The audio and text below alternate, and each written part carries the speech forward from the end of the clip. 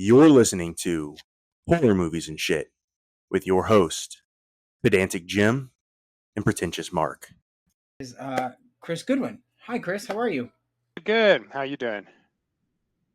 I am doing well. I love your T-shirt. Oh, thank by the you. way. Thank you. Yeah, it's a huge basket case fan. There used to be a basket case poster there, but we just upgraded it with Drive.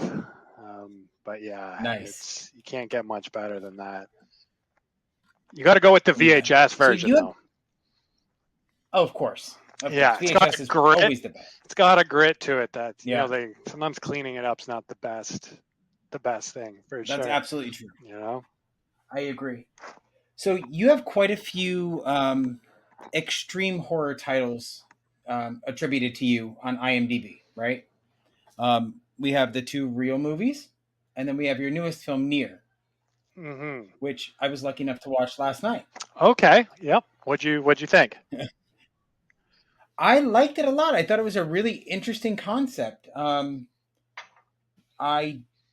will say there was one very unlikable character that I was very happy to see go. Who is that?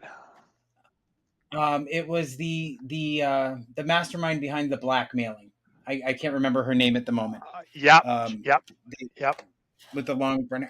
That was the most satisfying ending to a character. I loved it. I mean, as soon as I saw that tub of liquid, I knew somebody was going to get it. I just didn't know it would be her, and it was so satisfying for it to be her. Yeah. So I was curious, what was your inspiration for that film?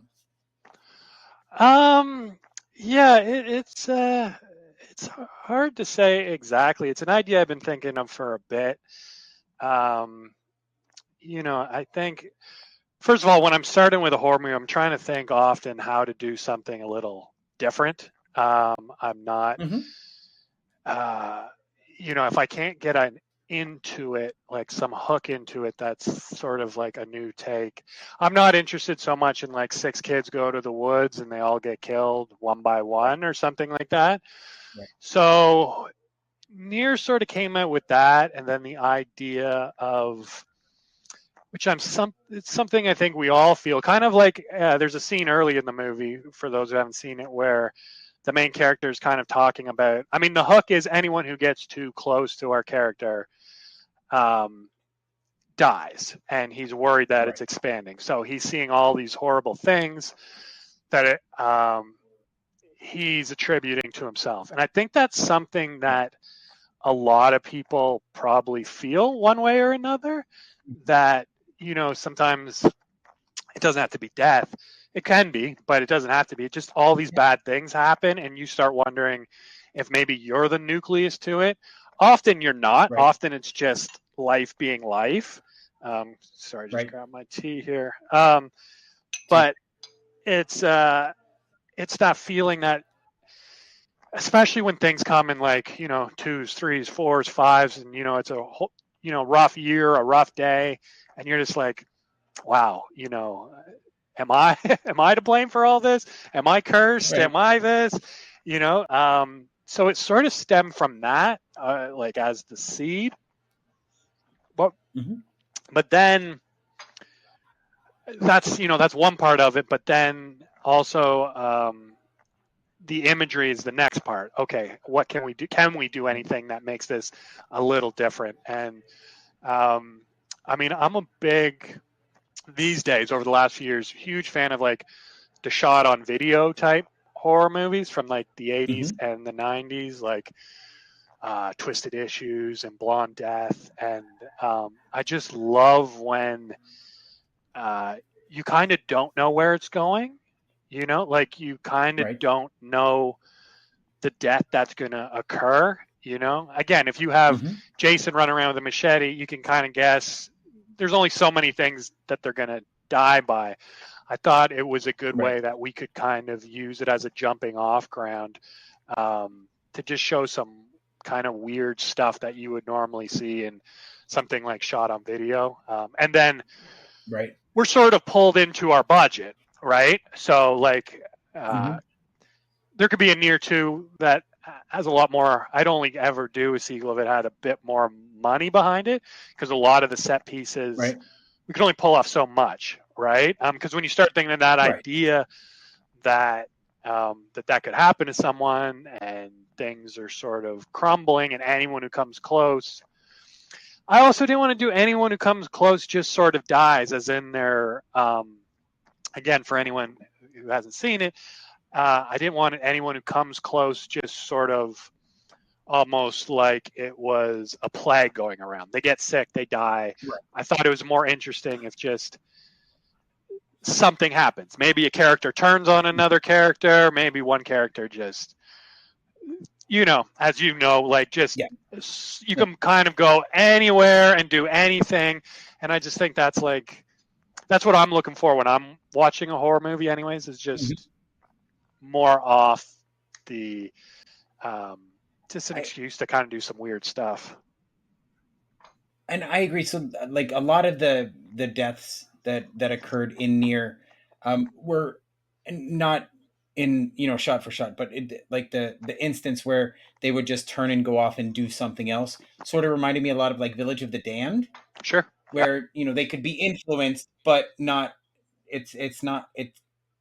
They're not just falling over dead. They're being influenced to go do something drastic. You know what I mean? Yeah.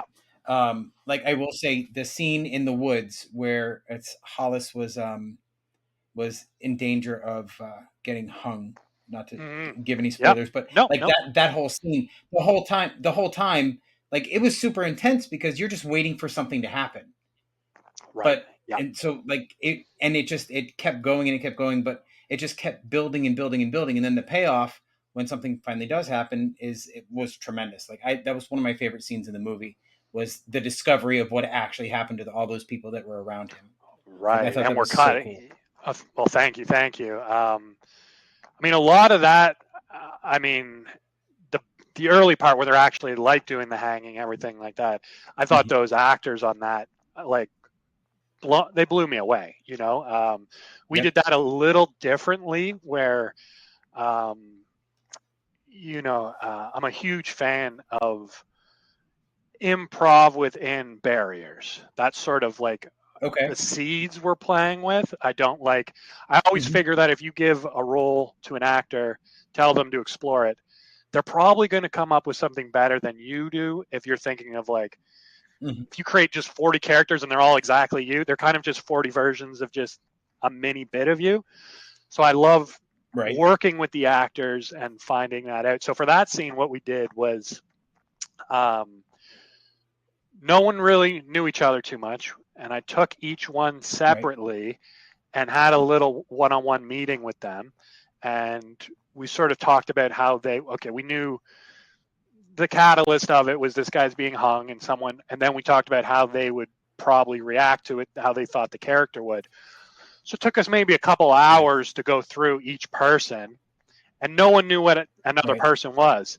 Then we yell action, and everything just came to life in all these different sort of, like, it was one of those scenes that was like, kind of really magical as it was happening. And, neighbors are worried. They're like, don't hang the guy, blah, blah, blah. And, people from the street. So I feel that was like a big part of what made the second part, when we kind of see how what happened to them all, work really well. I like that scene a lot. But yeah, like you're saying, it's when it's too tied in, like if it's a zombie movie, you know that everyone's going to come, Chekhov's rifle, we know what's coming. It's, but if it's zombies, they're all just going to get bit and turn into zombies. So it's a little, a little bit more fun to just, for you at least not to know that part of the equation, Right. And that was a little bit of what and not a little bit, but that's one of the things that I really liked about the movie in general, was you never knew how close they had to get to be affected. Right. Yep. No matter what the character thought, it was never 100% accurate. Like, it could be, within a couple meters, it could be right next to them. And it depended, right? It varied a little bit. And I liked that because it helps build tension, because you're expecting it, but it doesn't always pay off exactly when you think it's going to happen. Exactly. And I appreciate that. And I hope too that there's enough left that it could all be in Hollis's head. Do you know what I mean? Like maybe this is just like Yep. the worst case of coincidental craziness ever. You know what I mean? And of course, Right. the movie probably takes more one side than the other, but I hope there's still just that sliver of, because again, that's what it feels like. You know, when it feels like 12 bad things are happening to you. Yep, absolutely. I 100% agree. And that was one. So I'll be perfectly honest. I did have that thought several times. Like, is he really the catalyst for all of this, or is it just a horrible coincidence? Because we've all had those times when it just continues to build and build and build, and we never know. You never really know. Exactly. Everybody feels bad at some point about that kind of stuff. When my mother always called it the rules of three, but sometimes it's like 28. 9, 12, Yeah, it 15. can just, and we've all had worse Yeah, years, exactly. 2 years, 3 years than other times where everything seems to be going right. It's like, you feel like buying a lottery ticket. So it's, it's right. That's, and at the end, I mean, I don't want to ruin the end, but at the end, I think that's hopefully left, what maybe Hollis thinks of it. Yeah. There's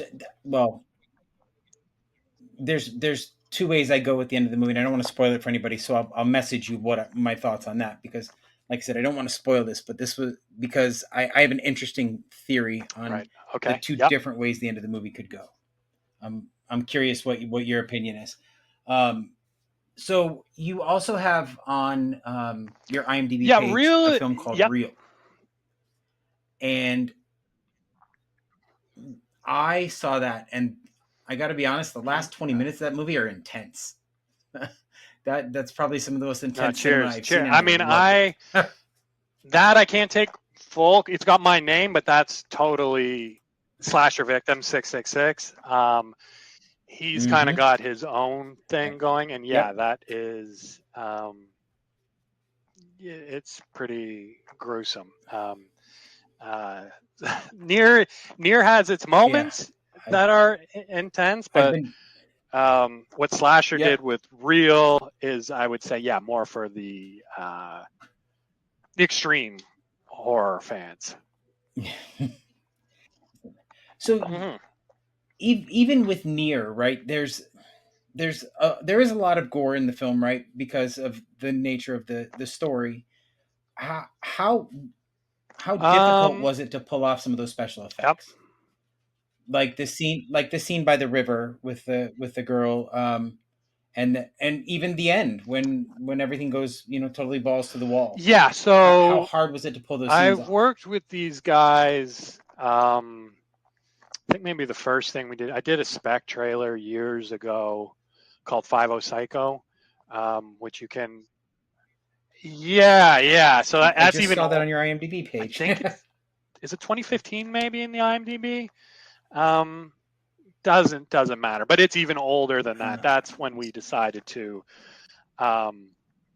release it. It was probably 2011, 2012, somewhere in that world. But it was basically it was a concept trailer, so we brought board to try to create something for a bigger movie, which we didn't end up making.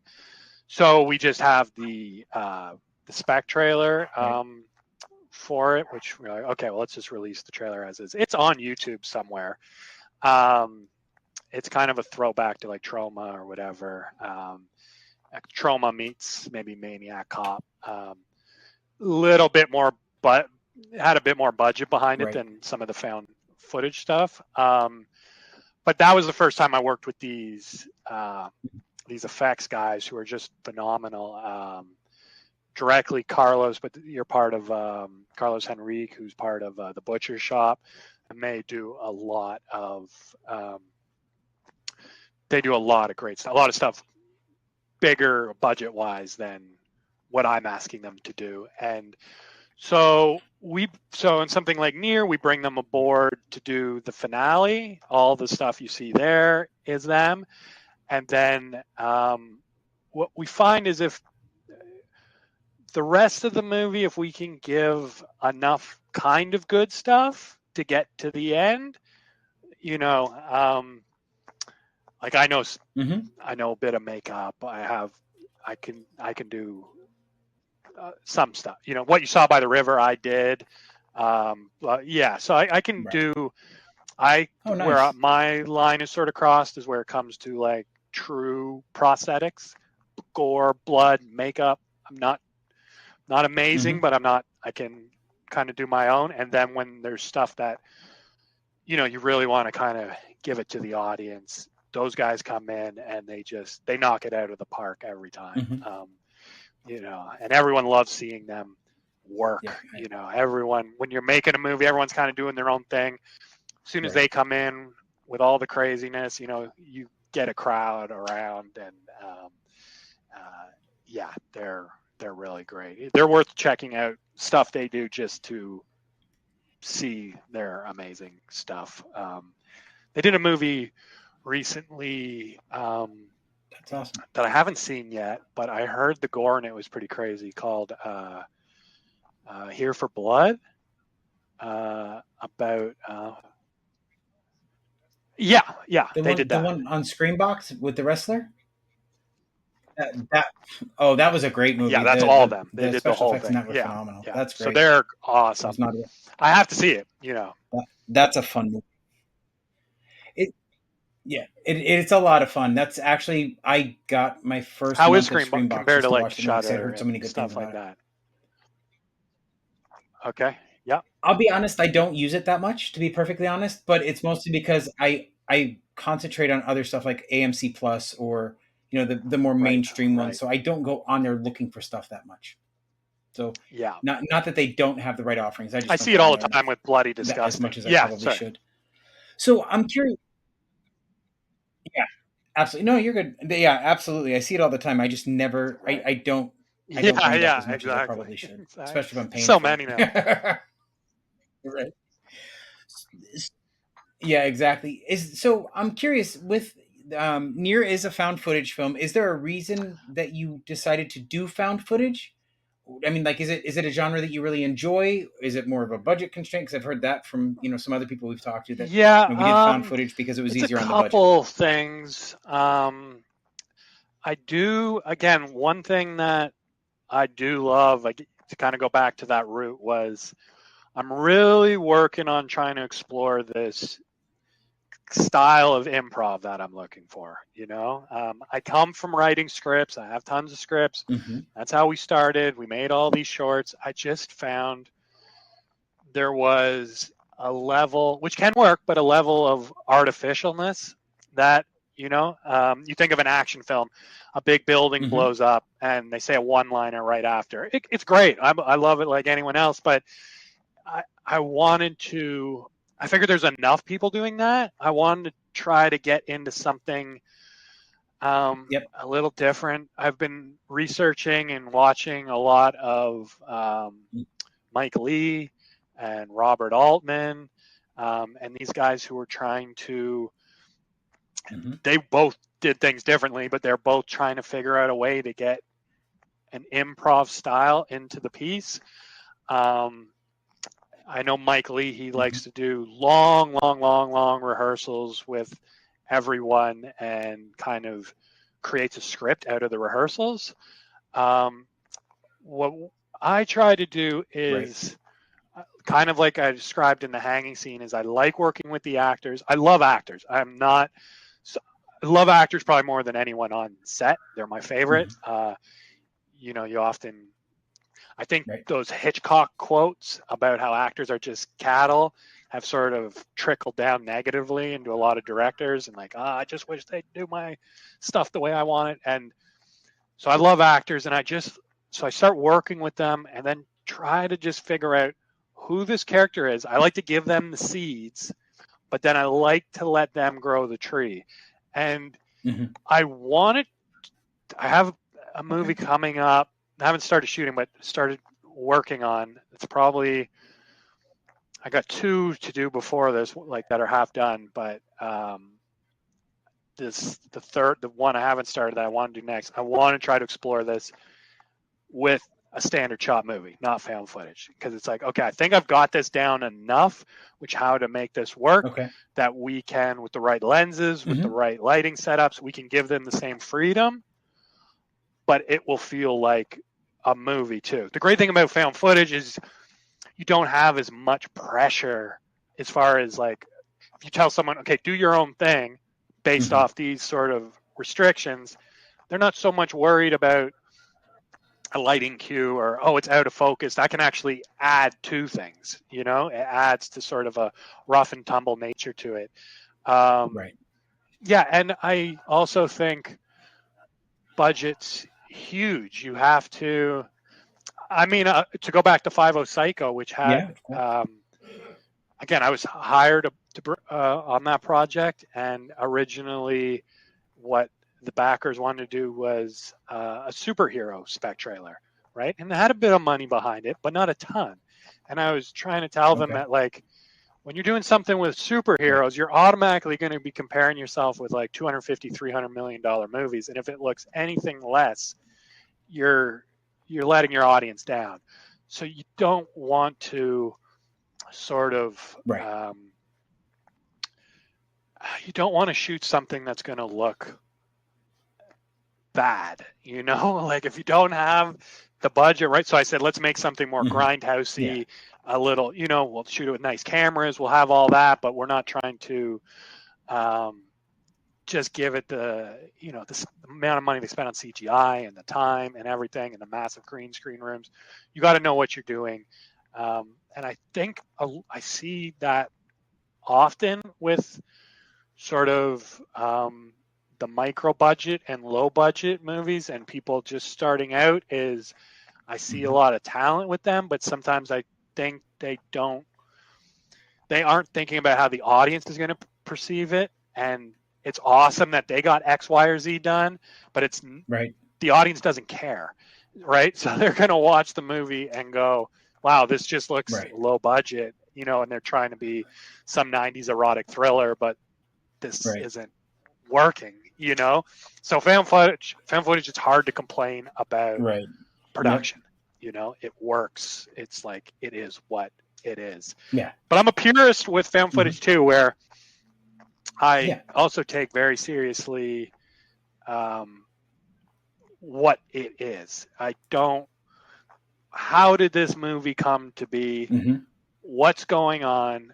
It doesn't make sense to me when I see a found footage movie and there's a score added without any reason why there's a score. So wait, they found this footage in the woods, they put it together, this is what happened, and now there's score added to it? Or, and that's why we like Near. I like the idea that Hollis is making the movie. That automatically gives you freedom to why there's a title in it, why there's score, why there's whatever. It makes logical sense. Have you seen Late Night with the Devil yet? Or so I don't know how you feel. I loved this, first of all, the production design and the aesthetics and the idea that you're watching this 70. I mean, just amazing. Really brought you in the world. But this is just me, and I know other people disagree, but I thought the ending kind of sold out what they had set to do without spoiling that movie, but how it switched into something else. I think you could have gave that same information, keeping with the found footage thing that you set out to make. Because now I'm out of the movie. Now I'm like, this is not a tape that was from the 70s. I don't know how you feel about that. Right. So when I first saw the movie, there was one scene that happens in the studio where if they would have stopped the movie there, it would have been damn near perfect. But once they went beyond that, and then they added the additional storyline at the end, I was originally taken out of it a bit in the theaters. But the more I thought about it, the more it made sense, and it made the rest of the movie a little bit different when you think about it as a whole. And I did kind of enjoy that also. While I didn't, as part of the movie going experience, it wasn't my favorite. But the more I thought about it, afterwards, Yeah, it it's still, did not I would lessen still my say, enjoyment of a the recommended movie. And I did like where everything on a plot level, what everything was tying up to. I thought that was really good. This is Right. my own particular, Yeah. peccadillo when it comes to found footage. It's something I'm always thinking about on this end. Is just I want it to feel real. And you can get around. I mean, one of the greats is Cannibal Holocaust, right? Like, how it's half found footage and half not. Like that. Like when you're watching the footage that characters get, Right. I like that too. I think that makes sense because then we get kind of the best Yep. of both worlds. It's all the rules that are set up, but you, Right. yeah. So Yeah. that's which can be on a production level can half drive you crazy because let's say you Yep. got someone who's running in the woods really fast and there's a tree branch sticking out and you're going to show their head running into a tree branch. It's a real action packed scene. You want that close up of, the Right. camera's following them and they're going to hit this tree. You would love to put that camera right there so you can see the impact coming in, but you're like, I can't have that shot. You know what I mean? And it sometimes it makes things actually harder than having the liberty of like, just getting coverage, Well, it's harder if you're trying to be consistent. Yes. But a lot of movies will just throw it to the wind just to get the shot, right? They'll give up that authenticity just to get that shot. Which it can in some instances take you out of it. And there's been one of my favorite, like I'm a big slasher fan, right? I love slasher movies. So Friday the 13th, I absolutely love the movies, but one of my favorite scenes in Friday the 13th is in Jason Goes to Hell, when the opening scene when the girl's running through the woods in a towel. Like, they shoot her one way and she's just running through the woods, and then they show her from a different angle and you can see she's wearing sneakers now. And then they show her from a different angle, no sneakers. And I love that they continue to do it, so you can see that it's intentional, but it feels like it's supposed to be a mistake, and I loved that. But you have to be intentional with that stuff, because if you're just doing it to get a shot, it feels cheap. But when you set it up as like a shtick, like they did, I couldn't agree more. It feels okay. When you think of something like, Jason Goes to Hell specifically, it has, especially with that opening before it turns into the leech thing, a very postmodern approach to it all. It's supposed to. It's something I'd put in that pre-post. Scream gets all the credit, but there are a lot of movies that paved the way for Scream, and whether you count all of Jason Goes to Hell, you at least have to count the beginning and the ending with the Freddy glove and that opening sequence there. Right. Like you said, intention is massive. They knew what they were doing. They're giving you that ride, and it totally works. So yeah, you're totally right.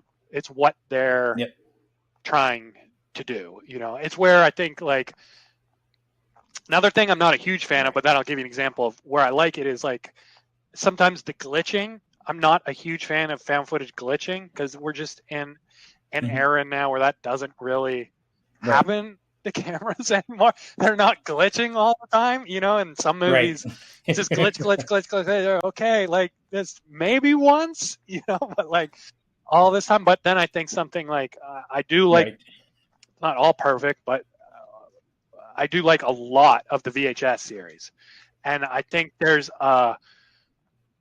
sort of a tongue-in-cheek approach to a lot of the stuff in there too. So when they are super glitched, but I kind of get, again, like you're saying with Jason, there's kind of a cheeky comment about found footage, and so it's kind of like, let's have fun with found footage, as opposed to, aren't I scaring you? Aren't I this? And so I super, I appreciate that. I think you couldn't have said it better. Intention is, in anything, like, it really is. It really is. It's everything. Yeah, absolutely. And what I appreciated, so like when I saw Near, one of the things I appreciated is you could tell that you had a vision for this film and what the points you wanted to hit, and I don't know if anybody else is going to feel the same way, but I like that the way you mentioned that you like to plant seeds for an actor, and then you let them do their job, right? You pay them to act, you let them do their job, which is what any good manager or boss is supposed to do, rather than Yeah. micromanagement. I think sometimes it works, sometimes it doesn't, in general, but like in Near, it's you keep it consistent throughout, so you can see how it creates a cohesive picture. Like you don't see any Yeah. better or worse performances from whether it's a major or a minor character, and it's all super consistent, and you can tell it's because the actors feel respected Yeah, it's, I 100%, mean, and I like that. first of all, a couple things. One, I always think actors are smarter than me. So that's a good starting point, especially when it comes to their character. Okay. I just think Right. like ego in any budget, whether you're talking $2 or 200 million, you're ultimately making a movie. You're not doing brain surgery Right. on a child. So there's no need to like Yeah. really have this like crazy ego. So that works. Now with Near, this was an amazing cast. I have to give them every role where we're kind of Yeah. like, it doesn't matter. They're not in it too much. We'll see how they do. And Hmm. everyone blew it out of the water. Like it was like, damn, Right. they were amazing. They were amazing. And I Yeah. will say, without naming names or projects or anything like that, I have had times where it doesn't go. Some people don't like working like that. That's just how it is. Actors are as different as directors, are as different as writers, and some they kind of get lost in that. And we've had it not work. And there's always a way out of it because then you just start working with them and what you got, and you can change it on the fly to something that will be. You can see it in the. Okay, Right. this is not totally working from what we had intended. Like, okay, this just keeping it super rudimentary. This character's supposed to be loud and expressive, but they're timid and they can't do it. Okay, well, let's change the character now that they're timid and they're having a fight and they're not able to express it. Okay, now this is seeming believable, right? It's like you have to be able to Right. pivot to what you're seeing, which is also why, again, I think the not being is tied down to it has to be like this or it has to be. You'll see that a lot, and again, I'm a huge fan of student films. Like I love the idea behind them. I always think like Hmm. actors who are starting out work with them. You don't know who's going to go where. You just don't know. But a flaw I see with student films is Right. sometimes, and this is a lot. I don't know if it's their teaching or just they haven't had much experience, but because I had a cousin who was in school, so I'd shadow a lot of these sets, and they would get so picky about it's there, not and the actor couldn't get that line quite right, and then they start melting down, Right. and then the cast or crew starts kind of like slowly disrespecting, like they might have a subconscious mutiny happening right in front of them, and um, where I think if it was just like, yo, okay, you're not Patty Chayefsky, probably, maybe you are, but you probably aren't, just kind of see what Right. the actor's Right. saying and work Right. with that. I say this on set all the time. It's like Hmm. we're driving to an island. I got the motor, but you guys are all directing where we're going. So you know what I mean? Like I'm trying to get us there, but you guys are all on the boat pointing in the direction, and I'll turn the motor accordingly, and we'll head that way, and we'll Hmm. go this way, and you get crazy surprises. I know I'm going on here, but I'll give you one more example of this movie I got coming up. Um, I started it during the pandemic, and then I got paused once things got back to normal, and I'm just finishing it off now. And it's because no one could do anything, right? We're all trapped at home. So I thought of like, Right. okay, well, what happens if people Yeah. let's try to make something from home. I won't get into the plot too much or anything like that, but it was Hmm. working with I work, there's someone from Russia in it, someone from New York, someone like all over the place. And I would tell them, okay, here's kind of what we need loosely. You shoot it and send me back the footage. and this movie is all happening within a pandemic. Like, there's a twist to it, but again, I'll keep it, because that would just be too boring. But basically, they got a framework, and they're sending me footage back, and I gave them the smallest details, and I would always be surprised in the positive sense. And it was like, oh my God. Like I told one actress, you're kind of, things have been going on, blah, blah, blah. And next thing I know, she sends back footage, and she set up a whole tent in her living room. She's got candles out, and she's roasting marshmallows on toothpicks because she's trying to simulate camping. And I was like, oh my God, that's hilarious. It has a heavy comedy satirical vibe. And I was like, I wouldn't have come up with that, like it's just giving it to you. And it was like, it surprises like that constantly, so it's like you said, you hire actors for a reason. You trust them, hopefully. Right. Yeah, absolutely. So how do you find actors for your projects? Like, do you go through a casting agent? Do you put out an open call? Yeah, what does that process look like for you? It's a mixture of I might know someone. I also, even if I do a short film and it's an open call and everyone sends their stuff in, not sometimes, you get a lot of stuff that's not right for the role, but they're great actors. So I'll reach out to them and say, you're not right for this. Can I put your stuff on file for another piece? And then I might actually even write a piece, like a role for them, knowing what they're strong at and knowing what they're not. I always say everyone can act, even your Aunt Sally. The thing that differentiates everyone is range. So your Aunt Sally, her range might be like this, but she can still do Aunt Sally, right? Where if you get like a super great actor, they got here. So your job is just figuring out what the range is and working within it, So, and then there's open calls, and I'm not huge on, I know a lot of, from an acting perspective, think they need great stuff. Like, they sometimes think, oh, the short films I'm in aren't amazing, or this movie I made I'm not so proud of. It doesn't matter. Like, I've cast so many people from classroom, videos. This them do.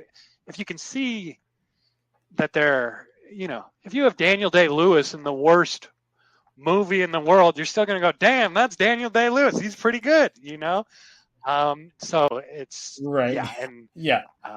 and there's an old adage which I subscribe to fully, which is like, casting is acting. Like, once you cast, you have your movie. It's probably the most important part of the movie, is how you cast, and not just to go, oh, I'll have these people because whatever reason you really want to, like, even if you want your 6 friends, okay, take your 6 friends, but now, I grew up like anyone shooting backyard movies, and I remember I was 17, 18, and we shot this backyard movie, a huge epic project, and so we're all 17. We all look 17, and I had all my friends play these like gangsters with business suits on, and blah blah blah. And it looked horrible. There was nothing they could have done because the casting was so wrong. If I cast them as 6 kids who go out into the woods, or okay, maybe we got something here, but everything was against them. And they're talking about, I've been in the game too long, and blah, blah. It's like, you're damn well 17, So it's, casting is huge, and I take it super, the pressure's on that. I'd say casting and editing, that's your movie, The rest you can kind of fuck around with, and, Right. Do you do your own editing too? Is, that's what I always would say is the actual painting. Shooting is just getting the colors. You're collecting it all. You're doing that. Editing is, if you ask me what I'm the most proud of, I can get by on a lot of, like I was saying with makeup, I can do all right makeup. Editing is, I feel like I'm an editor at nature, which helps when we're shooting too, because I kind of see things more through an editing lens. And so often I'm a pretty quick shooter. Like we'll go 15 takes if we need 15 takes, but if we get it in 1 or 2, we got it. I can see what's going to be needed for the piece. Often actors are like, we just, we're not that deep into it yet. We're not that blah, blah, blah. I'm like, just, you got it. You got it. And that's from editing so much again. And if I go back to like that 17-year-old project, I'd shoot everything from 55 angles and 55 takes. And like, it's because I didn't know how it was going to edit together. And you just end up being bombarded with footage. Yeah. Right. Yeah, that's true. I give lots of props to editors because I've, doing the podcast, just doing the audio editing, and now some of the video editing, it's not easy at all. So I totally give props to anybody that's good at it. It's just something you do over and over. Like it's, I'm just going to hold on, just fill up my water real quick. Yeah, it's something you kind of,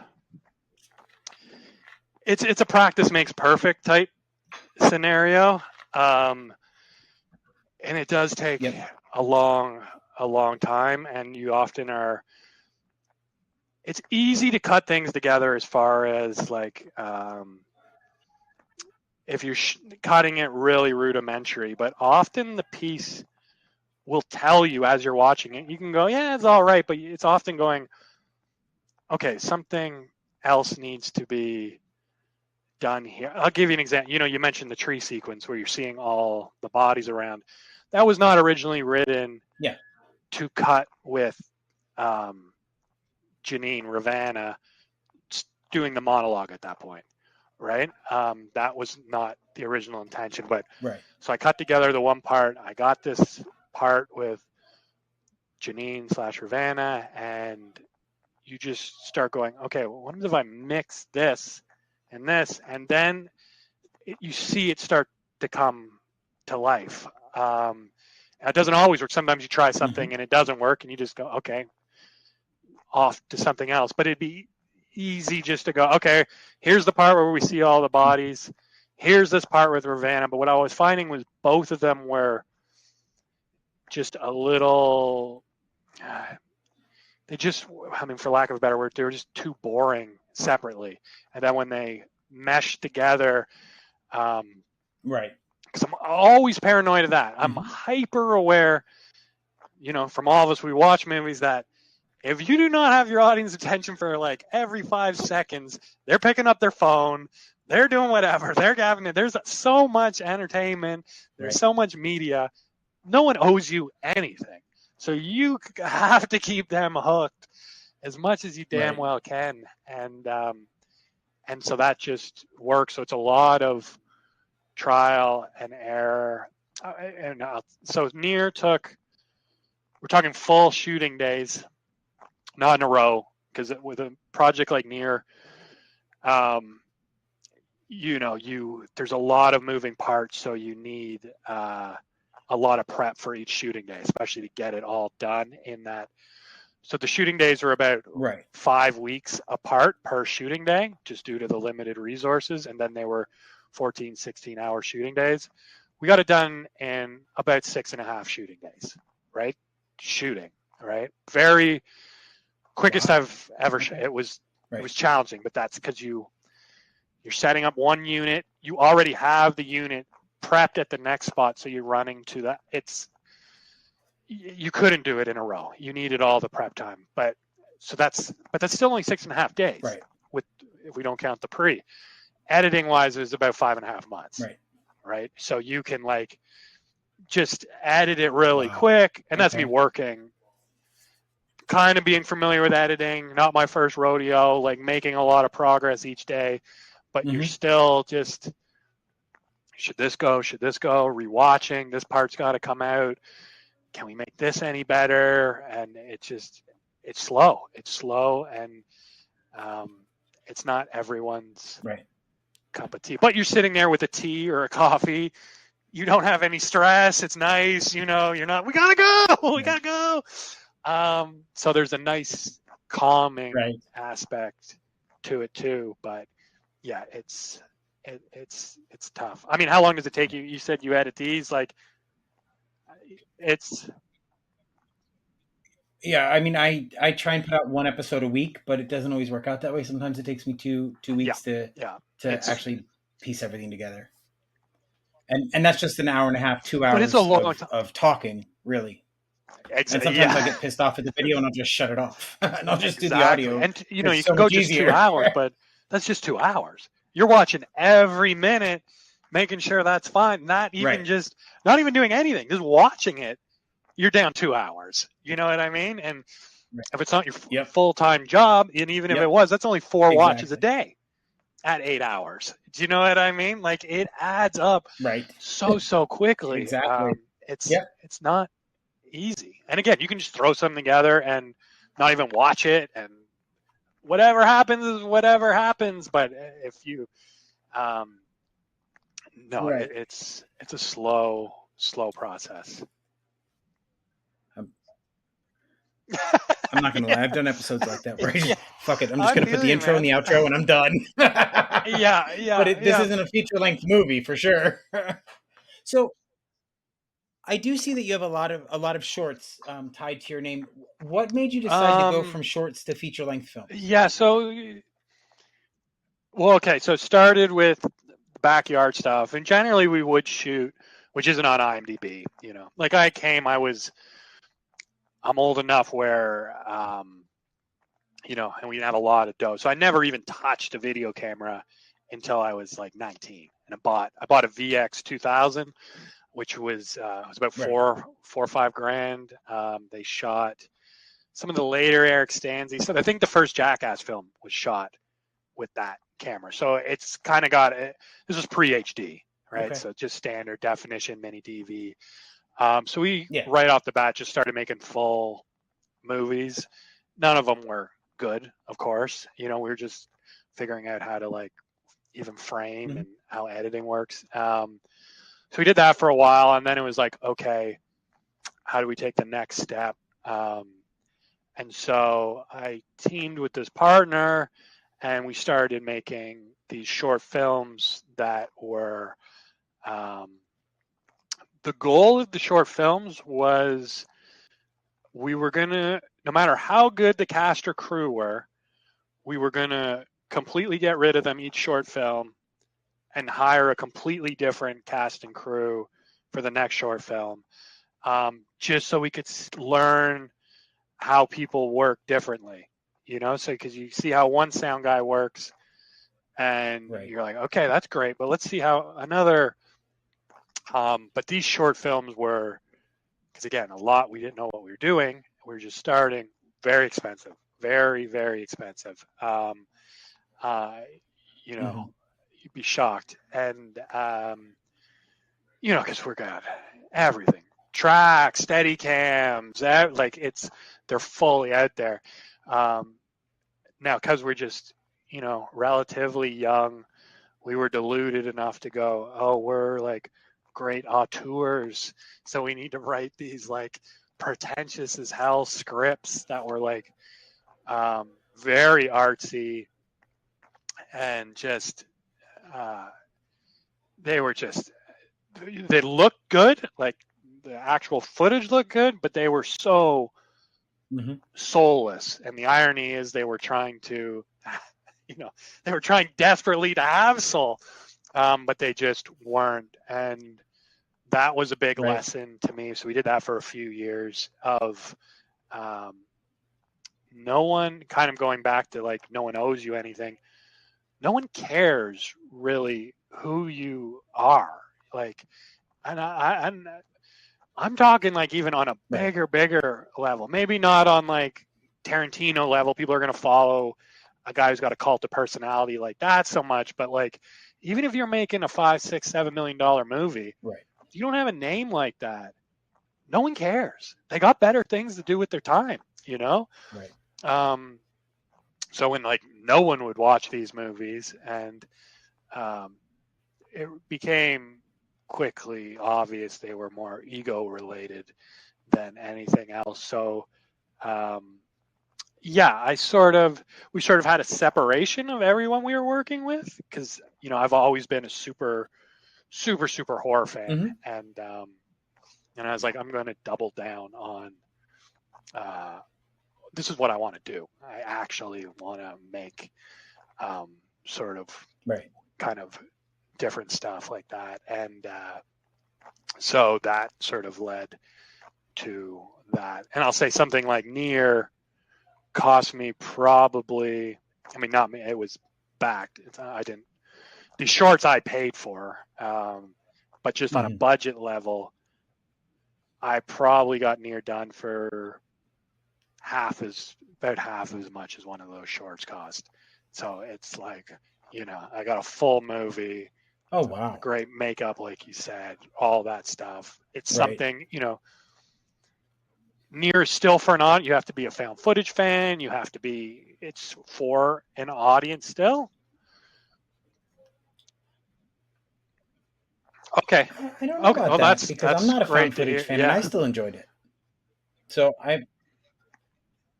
there's that one and Frogman are probably the only two found footage movies that I've really enjoyed in the last 10 years. Yeah, that makes me happy.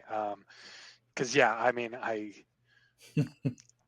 obviously hope it can connect to more people, but I'm aware too of like there is a little bit of a cult of people who are like, as soon as they hear found footage, trash. Like there's kind of like you said with the slashers. Yeah, like same thing. Not watching, no, especially by like 87, 88.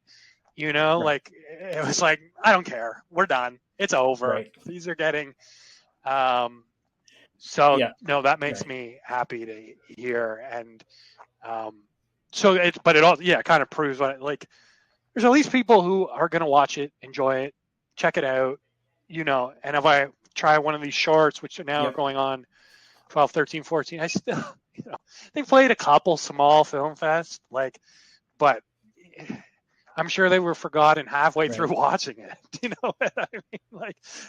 No one cares. No one cares. And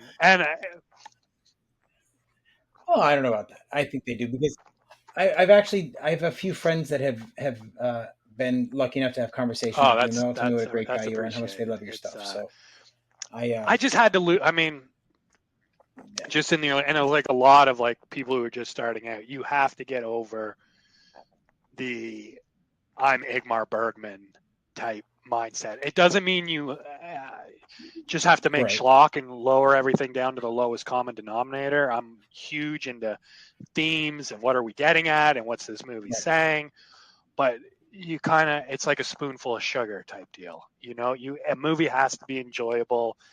I find I love art house. I watch a ton of Antonioni, like really pretentious stuff, but generally you need you need the movie to work in both ways. So my favorite thing is when you can watch a movie, you can feel like you got an experience, but you also can take another step and start dissecting it. Maybe like Dawn of the Dead is a great example, right? You can just watch Dawn of the Dead. You can start to get in the consumerism aspect, Never seen Dawn of the Dead? You got to see that. You got to see that one. No. Oh, yes. Mark gives me shit about it all the time, but I've not, and there's no reason for it. It's never come on my TV. Like I'm not avoiding it. There's no reason. What about it's just Night never of the on my Dead, TV, 11 Dead, for one reason or another? Yeah. Oh yeah. Night of the Living Dead I've seen. Day of the Dead. Is it Day of the Dead? Oh, that's Return of the Living Dead. The one with Tarman. Yeah. What? Return of the Living Dead. I've seen that. Both of the two of those, 1 and 2. Mark has tried to get me into others, and then he tried to get me into giallo movies, for a certain which audience. Not my thing. For a certain audience. No, thank you. Yeah, they definitely are. But found footage is too, right? But I think the reason that I liked Near so much, and without any spoilers, is I really, really liked the way Hollis developed and how he deals with what he perceives to be happening to him. Yeah. And that's Yeah. why that's why I like the ending so much. Appreciate you saying that. That was, me working with Connor. We talked a lot of one interesting thing we did with him was I only told him, and I didn't do this for anyone else, but just him, and I told everyone just don't even talk to him. I only wanted him to know so far. I did a little different of a style with him. I said, here's where you are here. Here's where you are here. On the next time, here's where you are here. I didn't want him to know. I just was worried if he knew how sort of dark Hollis got, he might be inclined, maybe even subconsciously, to give it hints at the beginning. And I just wanted him, which I couldn't, he couldn't have done it any better, just to inhabit him at that moment. Because, I mean, let's get real. He had the hardest job in the movie. The movie's on his back, So it's like, okay, let's not make this any more difficult. And I'm not also a huge fan of necessarily, and I know you'll get different arguments on this, on characters you have to love, like as far as people always go, there's no likable character. I'm like, not everything's about likable characters. I think you can like Hollis. I think you cannot.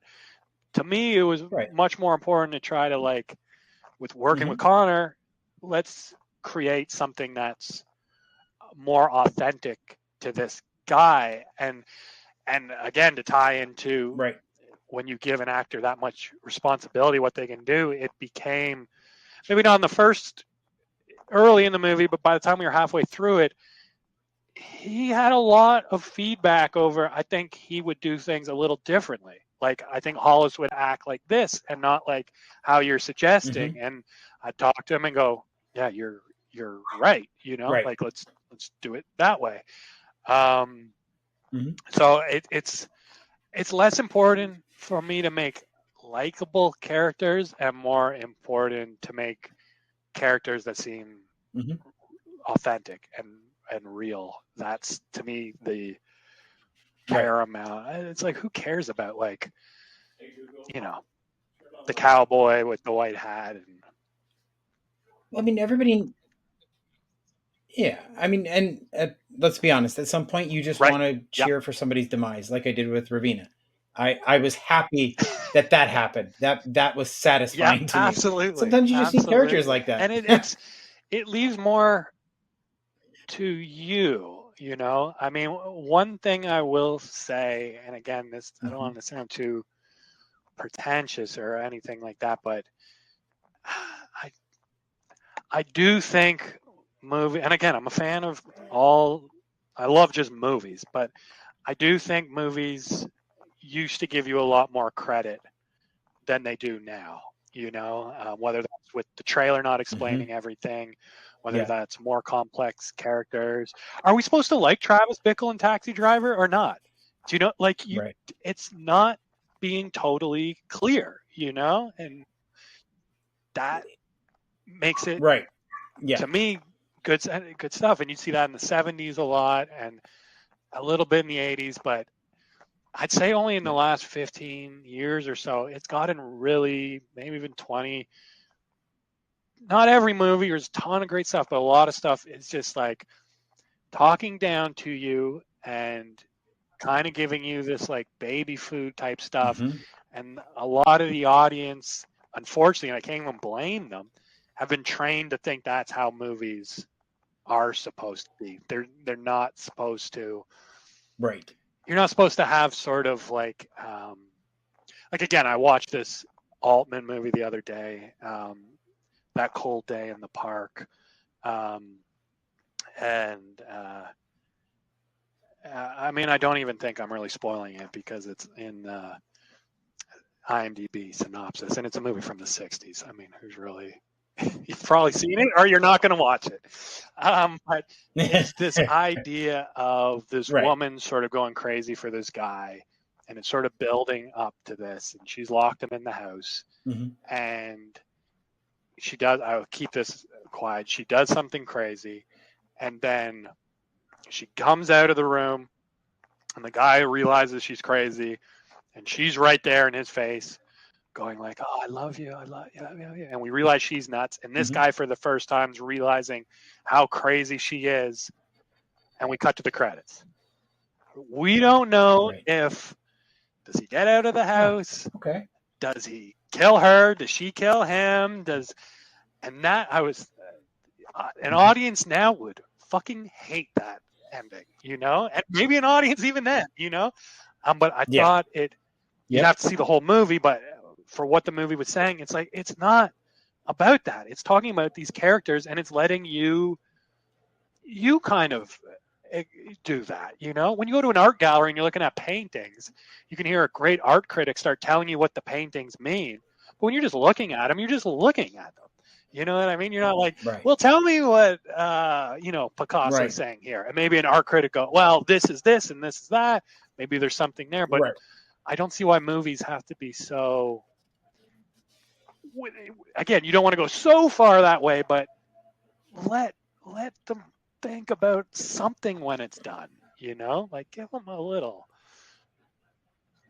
So I Okay. have two movies that did that for me that I really enjoyed, and that was 2015's Darling. Have you seen it?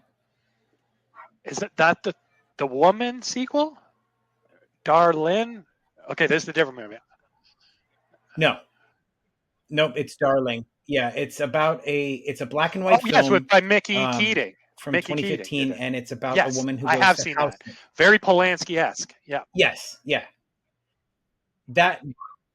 Yeah, it's Yeah. not my typical fare, but I absolutely Right. adored it. I thought it was great, and I love a good Yep. descent into madness, and that's what you get through the whole thing, right? And the other one is, I think it's That one I 2018. don't It's a even think movie I've called heard of. I've Deep seen Dark. Darling, Deep Dark. I don't. What's that one? So Deep Dark is about Okay. an artist that moves into this shithole apartment, and he finds a talking Oh, hole in the wall I have seen that. that begins to make art Yes. for him. Yes. You're totally. I Yeah. do know that one. And they're the most bizarre movies, but they make you think, like, because Deep Dark goes exactly where you think it's going to go. Like, there's no surprises in that movie. You know exactly what's going to happen, exactly when it's going to happen. But it's so fun for me Yeah. anyway, because Yeah. like it's just so bizarre. It goes to places you don't Yeah. normally see in film. Like most Yeah. places won't go that dark, or most movies, I mean. And I love that.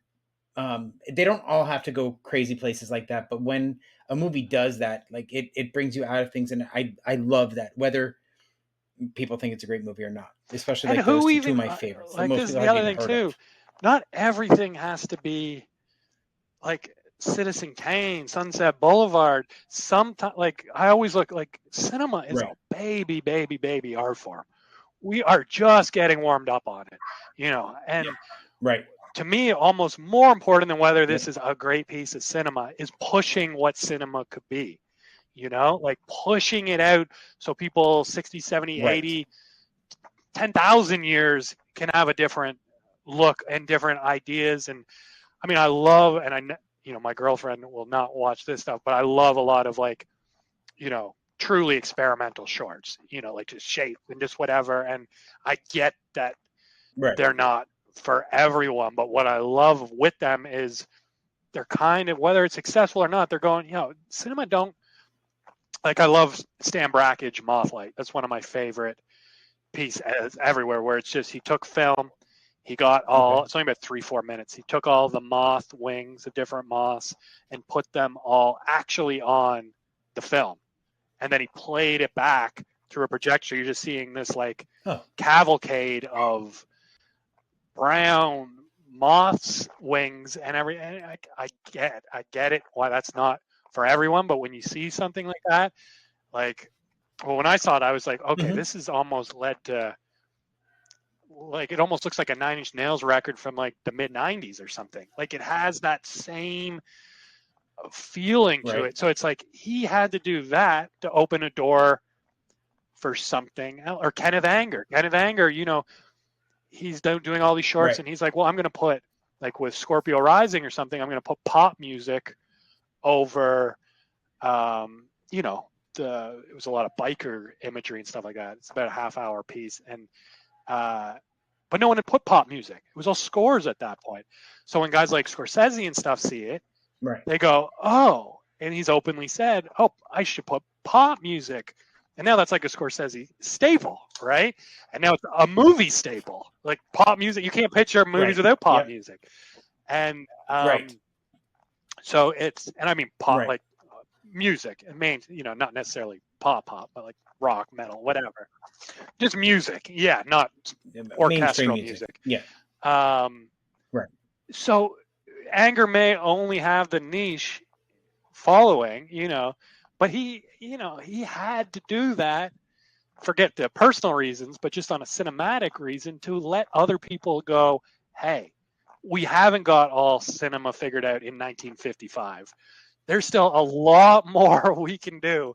And, you know, so it's when you see stuff like that, like Deep Dark or Darling, and whether they change the whole game or just change like a couple minds, it's so key to keep pushing, you know.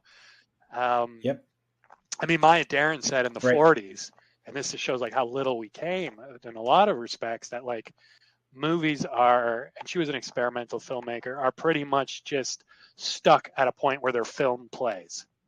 You know what I mean? And you see that maybe a little too often, you know?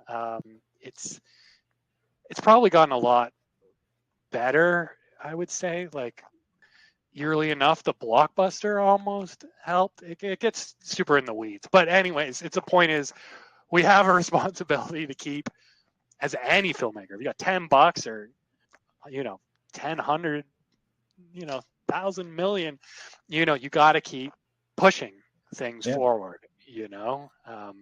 So I commend that. Like, even on noble failures is what you call them, or something like that, you know. Right. Yeah. Yep. That's fair. So I have a question about your stories, right? Do you have a story that you haven't made yet that you're dying to make? There's a lot of I started writing, you know, I'm still looking for trying to get some stuff published, a lot of short stories 6-7 years ago, due to the fear.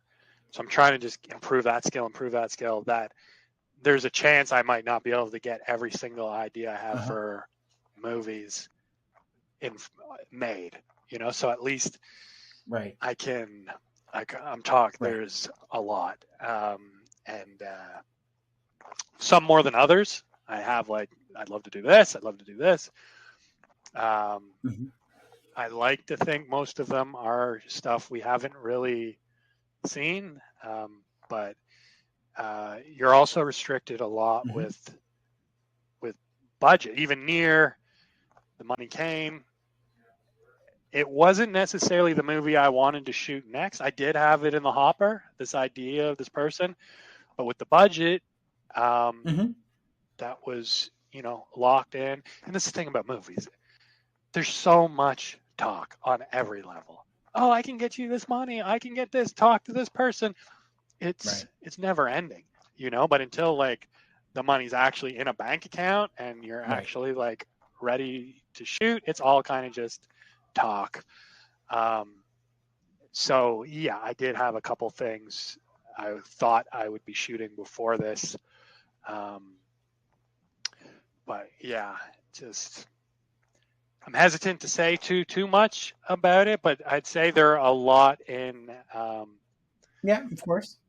I mean, as much as I see, you know, me making horror movies and stuff like that, I like to, and this is of course up to the audience or whatever, but I had to pull it out to me. I consider myself, as egoish as it sounds, but almost as much as a satirist. You know, like satire to me is like the you know, the stuff you're looking for. So that's kind of the hint of what a lot of the stories I'd like to go down. But a lot of different kinds of horror, all horror. Some stuff a lot more mainstream, but still different. It's not all gore. But again, it's how the money thing turns out. Right. Yeah, that's. I mean, money's important when you're trying to make a film, for sure. It's a big. You sort of got to work around that. It's a big deal, unfortunately.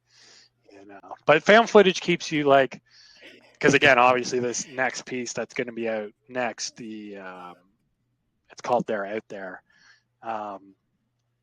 It's found. That's the one I shot during the pandemic mostly, and through whatever.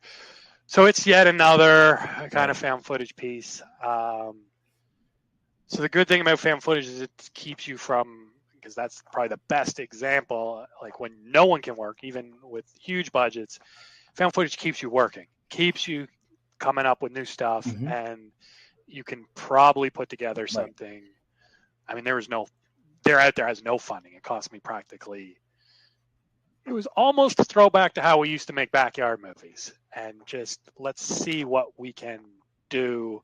Okay. And it's not experimental viewing, but very, very experimental creating. Again, working with these actors from Russia, from wherever, and never meeting them, and having to create, directing people through Zooms, doing all, like, it just was very, very, very different. So you can always do stuff like that. You can always get creative and I can imagine. Get away from your budget, but we'll see. There's a thing, you always make someone money. That's what Wes Craven said. You should be able to get more money. That's the key to making movies. Make the guy who paid for it some money, and you'll probably get some more money. You know what I mean? Right. So it's Yeah, that's true. That's probably true. Is there anybody in the film industry that you are dying to work with that you haven't had a chance to work with yet? Like, I respect a lot of people's work, and I mean, of course, the list is endless of actors I love and everything like that. But not getting into like names, there was one name that's sort of like, not like Johnny Depp, but they're an actor and they're known, and they were the producers or the EPs, the backers and everything, said we could get this person in near. And I actually turned it down because I was worried of what that person, not that they couldn't do it, they could kill it, but what they would represent to the audience. And I like the idea of using faces that no one had really seen too much. I generally cling to that a little more. Again, it's sort of the other side of things that are more like you should put someone in it because more people will watch it, of course, which is always a good thing. But they're less. Yeah, of course. I just love finding those diamonds in the rough of, like, and I don't mean like they're in the rough, but just, they're so good and just haven't got to be showcased too much. And the audience is watching it with like zero baggage instead of watching a Ryan Gosling movie, then you're watching Ryan Gosling.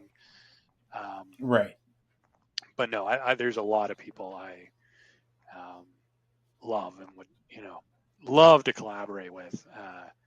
And again, I'm a big fan of blockbusters and trauma and, no budget movies. So it's like the list is endless of people who I respect in the game, That's awesome. Like, I understand what you're saying, because there's something to be said in filmmaking, at least from a viewer's perspective, from my perspective anyway, with fresh faces and fresh takes on things, right? I mean, you could get the big names in a movie, but it doesn't mean that it's going to make the film any better. So sometimes it's better to just go for the performance rather than you're absolutely right. And it can, eerily enough work against you. If you now again, these are names way, but let's just say Keanu Reeves decided to be in Near. Let's say he's got Connor's role. Now suddenly the audience is Right. watching it through the lens of every movie Keanu Reeves have done in the past. And does it live up to The Matrix? Does it live up to Speed? Oh, wow, Keanu Reeves is, in a found footage movie. The baggage is like, it works against it. You know what I mean? Like it's just Yeah. where when you're coming in, again, with all fresh faces, you're kind of coming from, an unassuming position of, I would rather someone think the movie's going to be horrible and be pleasantly surprised than someone coming in. I'm watching the new Keanu Reeves movie. Right. Their expectation. I mean, I could give you a real example, and I haven't seen it yet. I don't know if you have, but Long Legs. Have you seen that yet? Just. I don't want to see it. No. That's the point I'm making. I'm so sick of the hype. I don't want to. No matter Yes. what experience I have, I'm going to hate it because it's either going to be too overhyped or I'm just going to be so annoyed because of all the hype. Watching the whole thing, then I'm just going to hate it just based on principle. Sorry, I cut you off. And I was going to say that's the exact. No, that's okay. It's like the hype. I know some people love it. It's the greatest horror movie, and I haven't seen it. I don't know, but just going on, it had such a backlash by so many people as soon as it came because, like you said, the hype is through the roof. Where if the movie just like sort of got released modestly, bring it to the theaters, but just treat it like a normal movie. You'd go in expectations pretty low, and you go. I can tell that one movie I thought got a bad rep on a sort of a mainstream level was Cobweb. I don't know if you saw that one. Me too. Yeah. And I love that movie. So hated. Yeah. And I went and going, okay, this is like gonna be not good. And you go, yep. What are you talking about? This is a fun little movie, Right. Yep. It is. But that's like we saw Sting, and then Infested both got huge hype, and I hated Sting. And Infested, the panic level was at an 11 through the whole movie, and it just got to be boring because I'm sick of watching people panic the whole time. Yep. So I didn't like either one of them. But then you see something like Cobweb that flies under the radar, and that was a surprise for me. I thought it was an interesting movie. I loved the different takes and the turns in the movie. Way better to go in with those low expectations. I mean, you said you're a fan of slashers. Slashers are the same way. Like, if you're new, like say you're 17 years old right now, and you're just sort of falling in love with 80 slashers, and you hear about Friday the 13th, and you watch it, you might go, what? I don't get why this is such a thing. But then you might, pop on something not even super underground, but like The Prowler or something like that, and go in with very sort of modest expectations and go, wow, there's some like crazy death scenes in it and crazy this and phenomenal makeup. And hype is a very fickle thing. And it's you don't. Right. Well, for instance, like everybody hates remakes, right? But one of the scariest movies to me when I was a kid was My Bloody Valentine, the original. I thought it was intense. It scared the shit out of me. And then they made this sequel, My Bloody Valentine 3, or not the sequel, but the remake, My Bloody Valentine 3D. It was awful because the whole thing was all about the budget and how far the special effects could go. The storyline took a backseat, and that's what made the original so good. It's a classic Canadian. Yeah, I mean, where are you right now, anyways? Florida? Okay, yeah. So, Florida. Yeah. So, I mean, that's us Canadians hold dear to all our Canadian flags. You'll always have Canadians go, "That's Canadian," That's just so you know, that's we shot in Canada. But the little loop around the effects guys, the butcher shop, they actually have the, in My Bloody Valentine, when the girl's head gets pushed into the fountain, like they have that whole actual thing from the movie. The actress, they gave it to the actress, then they befriended her, and so in their shop they actually have the screen used, prop from that. Yeah, it's That's really pretty cool. trippy. But yeah, great films. So yeah, absolutely. So what are some of your inspirations to become a filmmaker? Like what movies really got you into wanting to be a filmmaker? Yeah, it's just a slow process, I guess. Like, I was always a movie geek. My mom is a horror fan, so it was watching movies like way too. Like, my grade 1 journals are like watching Friday the 13th tonight, and the teacher is like, "Should you be watching this?" And like, so like just always loved horror, but we also just watched movies, and then it was like, so it was a lot of, when I was probably 9, 10, started working on a movie board game, which never finished, and it was just always movies, and it's just growing, and Right. and then it just, you'd get everything at the video store, everything you can find there, like, the dramas, the actions, the thrillers. Then you start discovering art house cinema. Now you're ordering all this weird stuff, and then you're just going further and further down until, I guess when I started seeing a lot of the real low budget horror, which I was like loving, stuff like a lot of Eric Stanze, like Savage Harvest, Scrapbook. This isn't a diss to him, because I love those films, but it started going like, oh, maybe this is possible. Do you know what I mean? Like, it doesn't seem like, when you're watching Blade Runner, you're not like, yeah, I could do that. You know what I mean? Like, it seems, it's like, so you can't comprehend it. But this was like, oh, okay, you get a camera, you shoot some stuff with your friends. Basket Case is another. We obsessed with Basket Case. We watch it on repeat, and you're like, wow, that's just a guy with a 16 millimeter camera running around New York. It's, love it. Would never say anything bad about it, but it's pretty rudimentary puppet work and makeup and like you go, oh, this might be doable. And so getting even the camera was sort of a lark, and let's see what we can do. And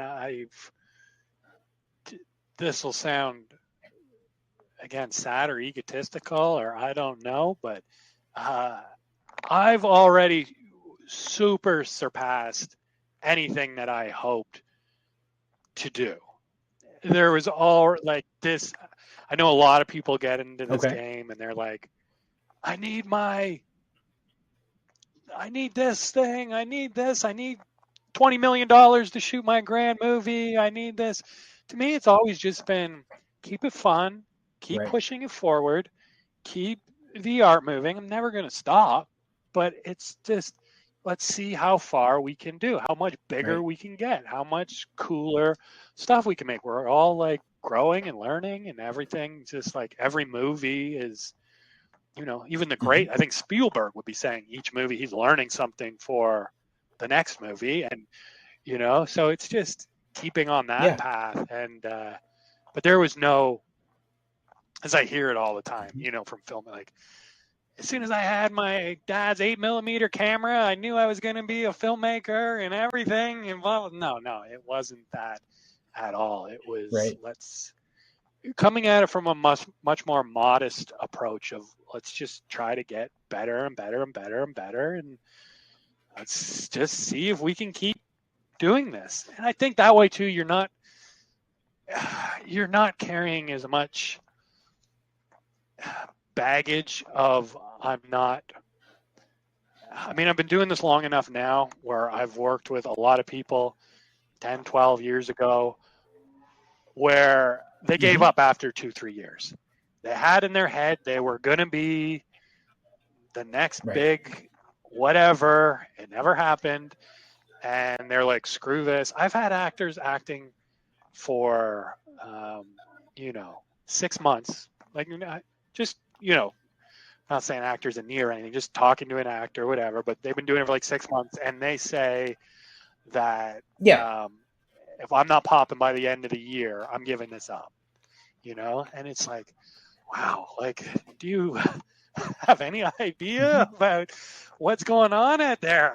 It's, so I almost think coming at it from the modest take we have has helped us because we're not like, we're just, okay, on to the next one. Let's get it together, on to the next one. And we're not, wow, we've been doing it this long. Why don't we have our, why does Ari Aster get to make 2 movies and he's making this, and why don't we, and this whole thing's crooked and I hate everyone and, fuck this industry. And no, like, it's much more like, okay, let's, this might clue you in a bit. And this is another cliche I say to everyone. I go, let's try to reconnect to what it was like playing house as kids and how there was this real looseness to it. And there was no pressure to make the best house or anything. It was just creatively playing and having a good time. And that doesn't mean, because I'm not, when we're shooting, it's lax as far as like communication, but it is, we work really fucking hard, probably harder than, because we're trying to get so much done. And so it's not, just chill out, or it's not like that, but it's the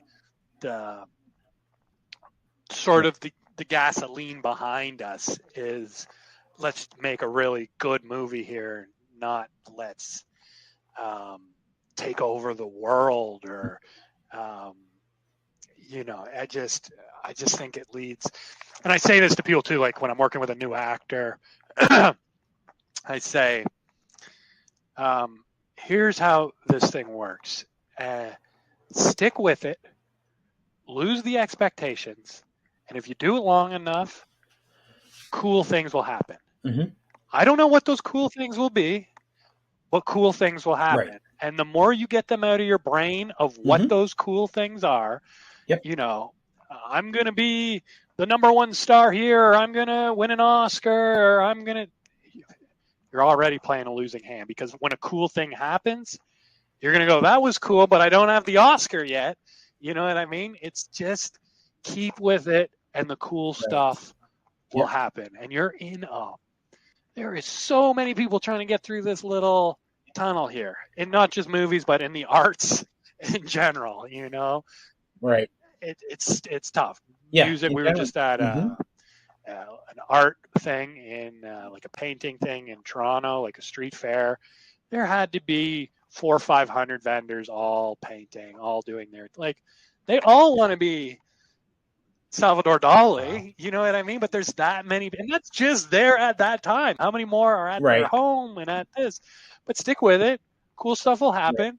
You'll sell some paintings. You might get invited to this place. You might do this. So I've found, just with that attitude, I keep getting positively surprised, instead of, there's no bitterness of, especially as you start to get a little older, like I just hit 40, right? So that's a big year for a lot of people. Like, well, hasn't hit since 40. I'm done. You know what I mean? This game's over. Time to be serious. Time to buckle down. It's no,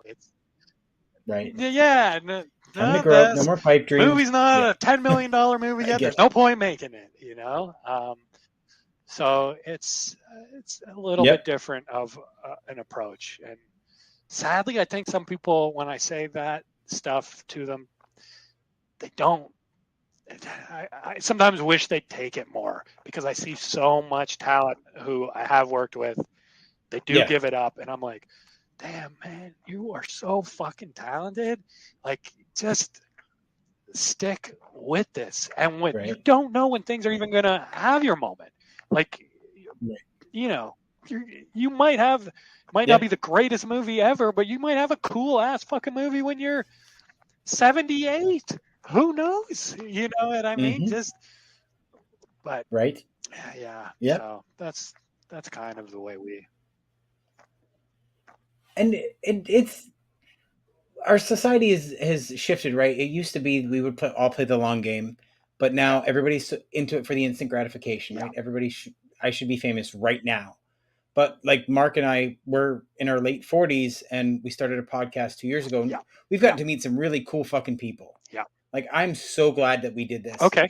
We met at a horror convention, and we just started doing trivia. My partner says, you guys are really funny. You should be recording this, and that's how this started.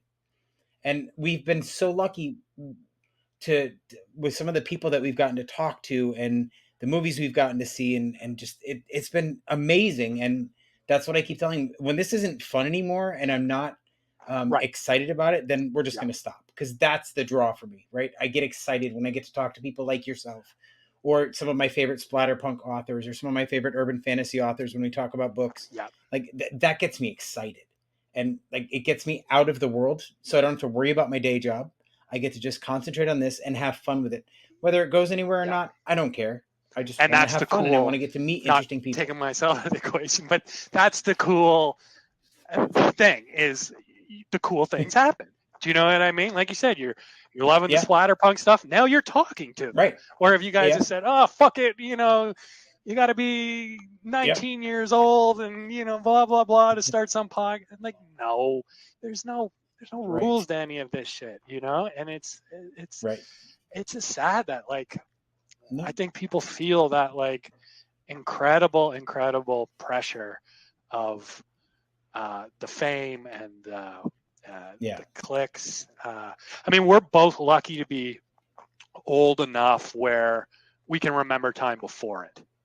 We're also young enough where we know what it is now. We're not 80 confused by it. So we've seen both sides to the coin, and it makes it a little easier. But I feel for a lot of these youngsters, like, just what social media has done to their brain, and just thinking you got to be on all the time and posting all the time, and this has to be, and this didn't get as much attention as this, and I must be doing something wrong. And that starts, and we're not talking like, oh, fun, let me sort of pivot what I'm doing here, but really taking it on with their self-esteem and feeling like they're not worth something. Or, I mean, it's just, it's not so serious. Like, it just isn't. And a lot of times people are just their worst enemy, and they don't care about you as much. I always say with, like, Lady Gaga or whoever, Taylor Swift now. You go to Taylor Swift, besides, like, the crazy Swifties, but most people are going to go to a Taylor Swift show, and they're going to enjoy it for a few hours. This is Taylor Swiftie. Can't get any bigger with pop star. And they're going to leave, and they're going to continue their life. And that's Taylor Swift. So when you personalize that into you being Taylor Swift, no one really cares if your one post or your one thing didn't get as much attention as. They don't even care that much about Taylor Swift. You don't. Like, you're in this race with yourself. It's that simple. And that's what I mean. With going back to Nier, it's also like, that was the whole genesis of the Nova character too, right? Is like, she's an influencer, but doesn't really feel that she's worth anything. And then comes the, like, the self, I mean, no spoilers, it's the first scene in it, but, like, self-harm and all that. And with the razor blade. That first scene was a rough one. With that. I was like, what is she doing? I know. What, why? And that's, so, that was rough. It's just, it truly makes me like I think about it often, is just like the whole social media thing, and it's on my brain quite a bit because I just think it's become part of how people are now. It was one thing when it was MySpace and Facebook in the early days. It was kind of just, okay, here's me on the internet. And now it's kind of trickled down into not even on social media, but how people see themselves in the real world. And I think it's just, it's just sad. I don't mean that pathetic. I mean actually sad. Like it breaks my heart a little. But you know, I think also too, on a positive note to it, we're just kind of getting used to it as a society. It's so new. It's so fresh. A lot of these people are just sort of the test dummies to it all, you know, and they're getting rid of likes more on things, and you can't see what, you know, they realize that's a problem for, you know, right. And even like with us when we were when I was younger, when MySpace first came about, right? It was always so, oh, look what I did to my background and the things I did. We didn't know back then we were doing HTML coding. We just did, it was just something fun, right? But you still get those experiences, and that's what a lot of these a lot of younger people nowadays are going to see, you know, when they get to be our age. They'll see, well, I got a lot of actually real life experience that I could be using, you know, because I know how to do all the video editing. I know how to do you know, the lighting and the makeup, because I've been doing it online for God knows how long.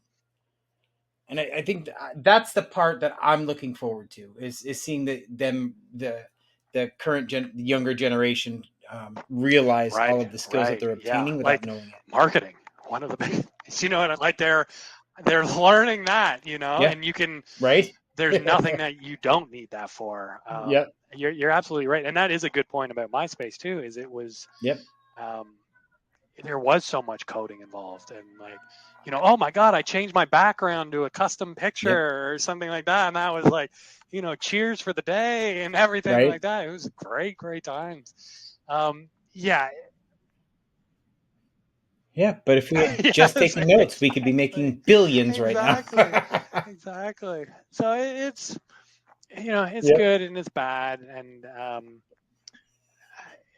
you know, I'm personally, I'm almost feeling like, just on an artistic standpoint, that I'm almost through the influencer being the devil motif in anything I make. I feel like that was something like, I feel we're going a little too heavy on that now.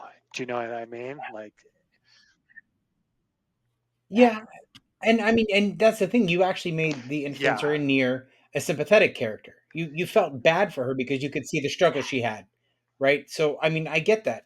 I had someone say that, and that I was very happy about. Like, there was a live streaming on a fest or something, and someone said, "Wow, like, I'm surprised Nova's the character I like the most." And I was like, that's good, because they do need, a little just. And that's true. We get it. There can be annoying. Like, we get all that. It's been covered. You know, what's the other side of the coin? You know, right. And that's really interesting too, because she's like, in the movie, she's the one that gets taken advantage of, and that is truly victimized, right? Because of what the other three decide that they're going to do to better or to make their financial situation better. So it is definitely a different situation, because most of the time you see an influencer in a film and people hate them for no reason, because they're terrible people. It happens. And she wasn't. She's just a normal person. And I think she even says it in the film.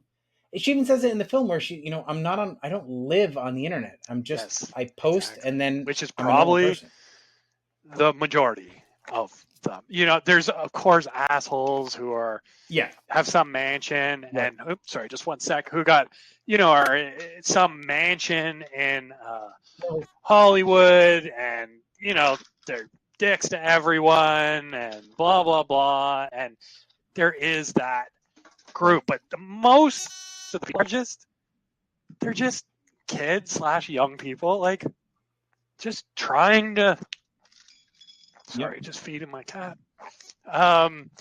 They're just trying to do their thing. worries. They're doing what the culture says, and so that's what we were trying to do with that. I was very conscious of like, let's not make her this devil person, and all the stuff that'd be coming at you. Like Hall is thinking that like they're in love, and people trying to hustle you because of who you are, and blah blah blah. Like you're gonna have all that stuff with. I mean, with fame comes like a price. Like it's just not.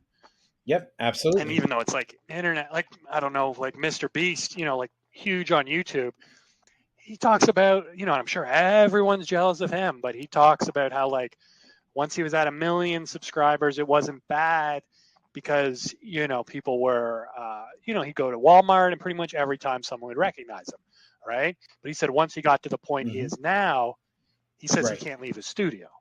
It's like crowds wherever he goes. He said people try to break into his house and follow him. So he's like a prisoner in this little bubble, and he's making tons of money, but it's still, it's a little sad. No, so it's he that, can't enjoy himself. and that's what he would say. He said, it's like, you kind of want to find that middle ground. Like once you get too known, it's not all, not all sunshine and roses, it's right. So that was that take, and I don't think I'll ever make anything again where the influencer is the devil. I've just seen like 5 or 10 movies this year where it's like, not see that they're coming out. The influencer here is this evil person, and this. It's like, okay, this is like so troped out at this point. There's actually an audio book that I just listened to called "The Influencer," where almost literally the influencer is the devil. But I really enjoyed that story. That was a fun little slasher flick because you were not supposed to like him. He was written to be an unlikable character for a reason, and it really makes sense in that story. So, that's a I totally get your splatterpunk here. Like everybody hates I've been trying to get more. I grew up with Barker and all that sort of stuff, and I've been buying a few splatterpunk compilations. I'm reading Extreme Horror 1 right now. It's a mixed bag. But I read another one that was really good, Splatterpunk Forever. Like who are some of the big, like the authors who are like the top guys? I'm not the person to ask because I'm brand new to it, but if you really want something that is absolutely vile, and I mean in all of the worst ways possible, The Dark Side of Hell by Philip C. Harrison III is probably the most vile book that I've ever read in my life. And is it good? Like, but I loved it. I was extremely proud of myself. The story is solid. And that's what I liked about that story is you don't like anybody in that book. No, not a single person in that book, including the victims. Do you feel sorry for at all? And I appreciated that little twist on it. Like you didn't feel bad that they were going through what they were going through because they're horrible human beings. And they make that clear. And I think that's why I enjoyed it so much. But there were 2 scenes, because I listened to the audiobook, that I had to skip because I do have some issues with SA, and there was another scene that was just too much for me. But I was so proud of myself that I got through the majority of that book because it was so gross. I do also have actually somebody that I consider a friend now, KL Allister, has a new book out called Carnivores, which is, and that book is about a man who joins an exclusive executive club at his job, and they just happen to what be was the author you said? KL, and that's all I'm going to say because KL Allister, Allister. If you want something that's just bloody, but a fun story, like So everybody tries to put a twist in their stories, right? But my buddy Tim King has written a book called Seven Rabbits, and it is a slasher. It's a slasher. It's super bloody, but like you know exactly where this book is going, and it doesn't stop. It's like a freight train, Tim and it's such a King quick read. Rabbits, you said, or what was it? Seven Rabbits. Seven Rabbits. Gotcha. Seven Rabbits. Yep. If you like more of like a novelette, like it's less a little over 100 pages. There's a book called The Pressure by Brian Dull, Dull, about a boy who gets migraines and they Okay. make him ultra violent. The Pressure. Okay. Yep. There's another one of my favorite books is called Writhe by Erica Summers and H.M. Wolz, Erica Wolz. Summers. It's What was about the a book? man What who. title of that one again? Yep. It's called Writhe, Writhe. Oh yeah. Okay. Gotcha. Yep. And that's about a man whose Okay. brain gets infected with worms, and it drives him literally insane. I gotta check some of these. Yeah, that's a good. So those are some of 'Cause, my yeah, I'm favorites right trying now. to get. Yeah, I just realized I think I may.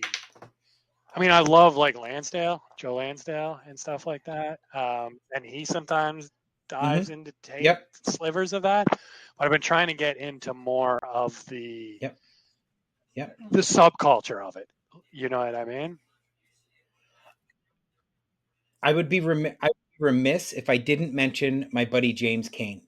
He has a book called My Pet Werewolf, and it's bloody and violent, but it's not splatterpunk until you reach the third act of the book, and it almost goes there. But then he's got a prequel to that called Gunther that is full splatter, which is great. Beautiful.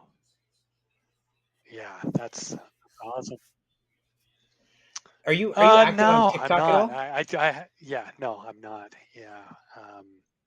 Okay. I was gonna say Okay. I have a few book talker friends that I follow, and they give me all the recommendations for. I mean, I Splatterpunk. see why I was hesitant because So, like my girlfriend's on there, so I do see. Sometimes I'm scrolling through her account, and like, yeah. so I'm not on it, but I. Yep. I will send you.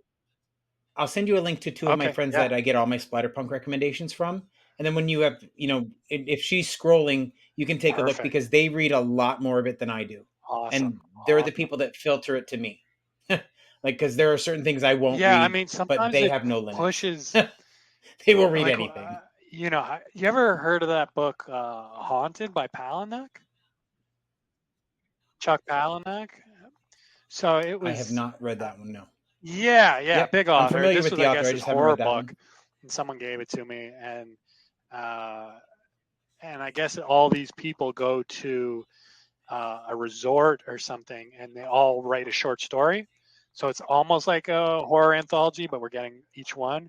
Yep. So the first story in it, Guts, and I read this cold. Like, again, this was a gift. I read it cold, and has some very intense scenes, which I'm hesitant to even talk about. But I felt like lightheaded, and I went and I passed out, and I thought it was like a medical issue with me for like months. I was like, oh, that day I must have like not ate right or something like that. So because that me passing out there was connected to me reading it, I wasn't that inclined to pick up the book again. And so I was like, okay, let me just cheat and read the Wikipedia synopses just to see what the hell happened in the rest of this book. So I read it, and sure enough, it was like an epidemic of people passing out. There's been like 80 or 90 confirmed cases of, him reading it in theaters and people falling and everything. Never had I experienced. I think if I was warned of that, I might have been more prepared. But it's like it was right. I mean, reading that, I was like, oh my god, a book actually made me. And I don't I can handle the gore. You know what I mean? But it was just Wow. written in such a Yeah, way. right. It's and like so that ties into what you're saying. Yeah, Some of these authors, that's they pretty just. insane. I mean, I find reading does go further. I mean, I read this story last night, and it was just a short story, and uh, it went so much further than any movie. Like you can't, books just can go there. There's a limit to what you can do with cinema. Yeah. And yeah, so it's like, yeah, I don't think a lot of people are totally prepped on it. They're like, movies are the devil. It's like, well, have you ever read some of these books? You know what I mean? This is like, Right. movies are like a taste of Exactly. it. You know? Yep. And that's so Yep. in the 80s, I was a Yep. huge Stephen King fan, right? So I loved The Shining. The Jack Nicholson The Shining. I even liked the Yep. Yep. 90s version with Steven Weber, but I loved the book. So when they came out Yep. with Doctor Sleep, I was so excited, right? And I loved the book, and then I was so excited for the movie, and then I saw the They end of that changed movie it. and I was so pissed. I was so angry. So what they did is at the end of Doctor Sleep, they used the end of the book from the Oh, original The I did Shining notice. and I not thought the that end was from the because Books I've of read The Darkness. Shining, the book, and I've seen Doctor Sleep, the movie, but I haven't Yep. read Doctor Sleep, the book. Right. So I thought it was That repeated. that Oh, is not how yeah, the that one is where not they're how. in the hospital and everything. Yeah, Nope. Nope. yeah. Yep. Nope. They did not. They used the ending from the original The Shining where she's screaming false face," and everybody's okay. That's not how Doctor Sleep Oh, I ends. gotta check that The out. book is amazing, and it's so much bloodier and scarier than the movie. I was not happy with the actress that played Rose the Hat. Like I think she's great, and I think I've loved her in everything I've seen Right, her in, except that role. She was right, not the right person for that role, in my opinion. She wasn't menacing enough, and she wasn't scary. And it the whole vibe. Like I love Mike Flanagan, but that movie, it felt like a PG-13 version right. of Yeah, an yeah, NC-17 movie, and I hated yeah. it. No, it's. I I mean, my absolutely hated it. girlfriend didn't make it to the end. We watched that together. She was like, she checked out, and she's read the original Shining, Yeah, but hasn't seen or hasn't read the. I mean, the thing yeah, with King though is like because he's so prolific, there's some duds, but when he's on, he is fucking on. Do you know what I mean? And oh I yeah, mean, I'm pretty diehard Dark yep, Tower, which I know I is do. hit or miss with some people. But Yep, that's like, it's like a religion. We love the Dark Tower. And just, yeah, I mean, his early stuff yep, is all like, you know, fucking knock it out of yeah. the fucking park. You know what I mean? Really, really It's good. fantastic. Um, Yep, I don't know. I mean, yep. I okay. wasn't a Yep. fan of the Bachman years. Yep. The whole where he was releasing the Richard Bachman stories. I wasn't a fan of those books. I like his early Stephen King. I wasn't a fan of the Bachman years, but Yep. like Yep. Dolores Claiborne was fantastic. The whole story. Rose Matter was perfectly on point. And then I didn't read a whole lot of him for a long time. And then I saw Doctor Sleep come out, and I was super excited. And I kid you not, he was on Okay. I point got in to that read book. Like this. that's Yeah. old Stephen King. I got to read. The way he Yeah. wrote. Yeah, you really should because Yeah. you're I definitely mean, I not going to left the appreciate it from the movie movie at all, in my not opinion. really Anyway, because I hadn't read the book. I didn't leave excited or I was just kind of like, yeah, like it was just, it felt a little right? like a Stephen King mini series from back in the 90s for the good and the Yep, bad of that. Um, yep, so yeah, it was a little bit of a yep. nostalgic kick to go, oh, okay. And Flanagan, again, I think his Hmm. Midnight Mass series was specifically like phenomenal. Hmm. You know, it's like vampires can Yeah, hit or miss absolutely. with, but like that was like, oh, what an original take on bringing the church aspect in and Hmm. just fucking brilliant. But yeah, Yep, it's yep. Agreed. yeah, I didn't leave Doctor Sleep feeling that same way. I was like, okay, well, this is all right. It's all right. Yeah, I get. I Okay, guarantee the book will I give got to you a check better that feeling then. for sure, 100%. Dude, I, Yeah, absolutely. Oh, no problem. But I do want to say thank you so much for sitting No, down and but talking to me. great. This Thanks has for been having me. awesome. I am Thanks so for having excited me. to have had this opportunity. Anytime. So you don't know this yet, but I actually am Oh, working on really? getting your Okay. buddy Yeah, slasher yeah, victim yeah. 666 booked on the podcast. So I'll have the opportunity to talk to him about both Okay. the real Yeah, movies at that point. So I'm excited. that's a different experience. um, I'm sure it is. I'm looking forward to it. He's definitely interesting for sure. I've been yeah, messaging back and forth yeah, with him a it's little a bit, so I'm excited about different it. vibe, but yeah, it's uh, and I think thing with Near too is like, I mean, it played at one online fest, and I think a lot of I saw it. Uh-huh. There's a live chat going on, and like, oh, we're seeing the new slasher. I was like, no, slasher does the real movies. Like this is like, you know, it's hard to crawl Right. from out of his shadow, just because he's slasher, right? Um, but Yeah. Well, I he's the mean, same. But no, he's it's definitely a great to force to be be reckoned on, with for and sure. But yeah, you, it's sorry we got a little late too with yeah, the. I'm looking at my email. Still hasn't come in, to be honest with you. Um, yeah, that's wild. that's insane. Oh, no And worries, no worries. I apologize for No, that. Like I no said, I worries. will not be using this. This platform will be going away. We'll be No going to problem. a more No standard problem. Just Zoom happy probably. we're chatting. Yeah. But I really appreciate. Oh yeah, absolutely. And this has been a blast. Like I really appreciate you being down to earth and opening up about the movie itself. Like this has Yeah, really been likewise, likewise. enlightening, Great and I've had a talking to you. great I'm time gonna check out these tonight authors too. chit chatting with you. So where oh yeah, absolutely. Please, and like I said, I'll send you some Awesome. links with some of my Awesome. favorite book talkers, so you can check out their recommendations because they will be much deeper into the. Anyway, it's gone now. They'll be much deeper into this Splatterpunk universe for sure. That'll definitely get you some better recommendations. Did I lose you? I think I did. Where's the chat? Oh, where'd it go?